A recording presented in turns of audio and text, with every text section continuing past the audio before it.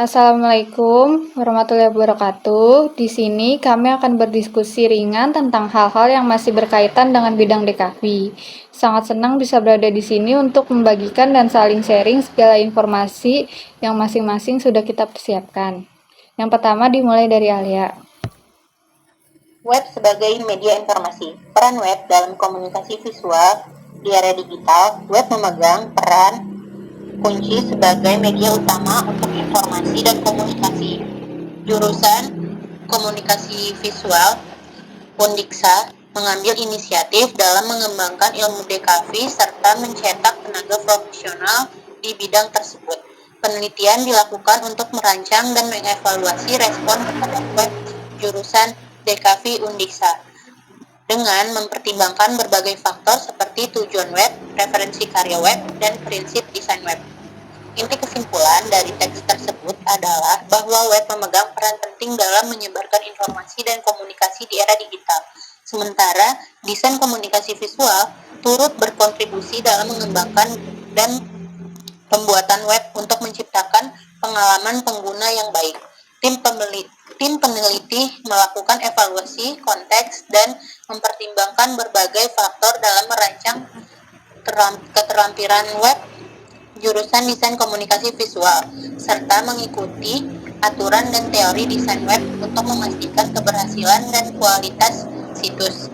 Evaluasi masukan terhadap desain web dilakukan untuk memperbaiki dan meningkatkan pengalaman pengguna sebelum akhirnya dilakukan pendaftaran iklan dan pemeliharaan situs untuk menjaga relevansi dan kekiniannya. Lalu ada animasi berasal dari kata Latin animationem yang berarti memberi jiwa atau menghidupkan. Proses animasi melibatkan merekam dan memainkan kembali serangkaian gambar statis untuk menciptakan ilusi pergerakan. Pengembangan animasi dimulai sejak zaman purba, ditandai dengan lukisan-lukisan gua yang menggambarkan pergerakan.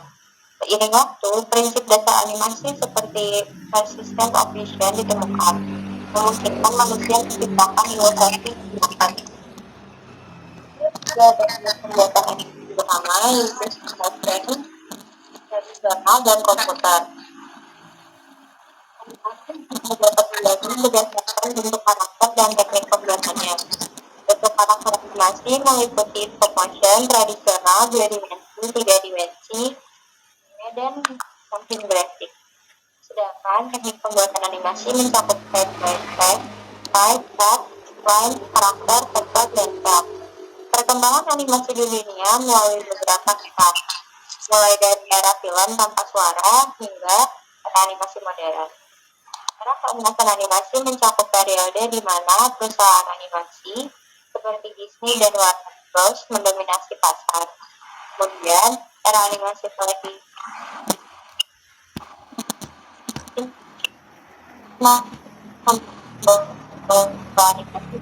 melalui produk seperti Disney Plus dan Disney Fox. Sekarang era animasi modern ditandai dengan penggunaan teknologi canggih seperti CGI dan peningkatan popularitas animasi Jepang. Kemudian dilanjut dengan saya. Di sini saya mengambil jurnal berjudul Pengaruh Studio Ghibli pada Studio Animasi. Berikut merupakan informasi yang sudah saya rangkum. Studio Ghibli adalah sebuah studio animasi Jepang yang terkenal atas karya-karyanya yang berkualitas tinggi dan imajinatif. Didirikan pada tahun 1985 oleh Hayao Miyazaki, Isao Takahata, dan produser Toshio Suzuki. Studio Ghibli telah menciptakan beberapa film animasi yang dianggap karya seni dalam dunia perfilman. Studio Ghibli telah menjadi kekuatan utama dalam industri animasi, memberikan kontribusi yang luar biasa terhadap genre tersebut. Dengan pendekatan yang unik dan berani terhadap storytelling, desain karakter yang ekspresif, dan penyampaian nilai-nilai dalam karya-karya mereka, Studio Ghibli telah mempengaruhi tidak hanya generasi saat ini, tetapi juga pembuat film dan animator di masa depan.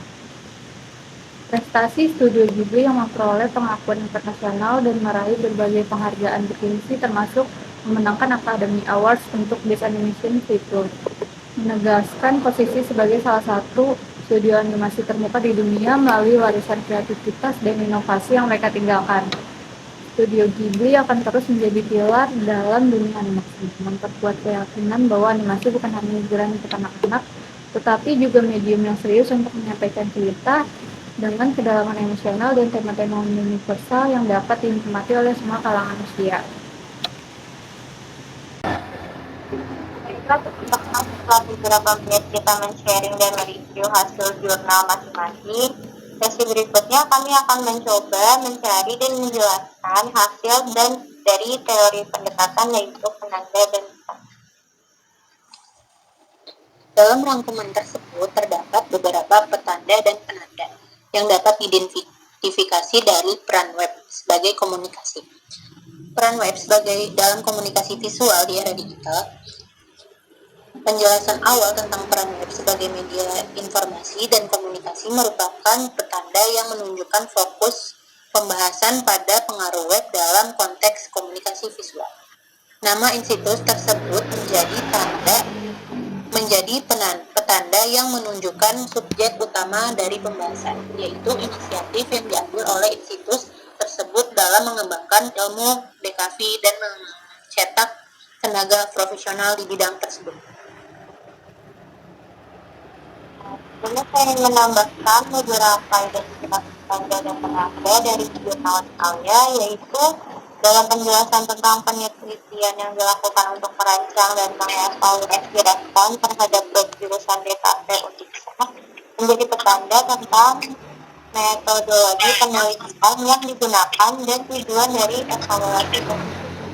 Lalu berikutnya petanda dan penanda dari jurnal saya, yaitu pembahasan tentang pengembangan animasi dari zaman purba hingga era modern menjadi petanda buat topik animasi juga relevan dalam konteks komunikasi visual di era digital. Berikutnya, dalam rangkuman tersebut terdapat beberapa petanda dan penanda yang diidentifikasi pada jurnal saya, yaitu penyebutan Studio Ghibli sebagai kekuatan utama dalam industri animasi menjadi petanda tentang contoh konkret yang digunakan untuk mendemonstrasikan konsep storytelling dan desain karakter dalam konteks pembahasan. Kemudian penjelasan tentang keyakinan bahwa animasi adalah medium serius untuk menyampaikan cerita dengan kedalaman emosional dan tema-tema universal menjadi petanda tentang kesimpulan yang diambil dari pembahasan tersebut.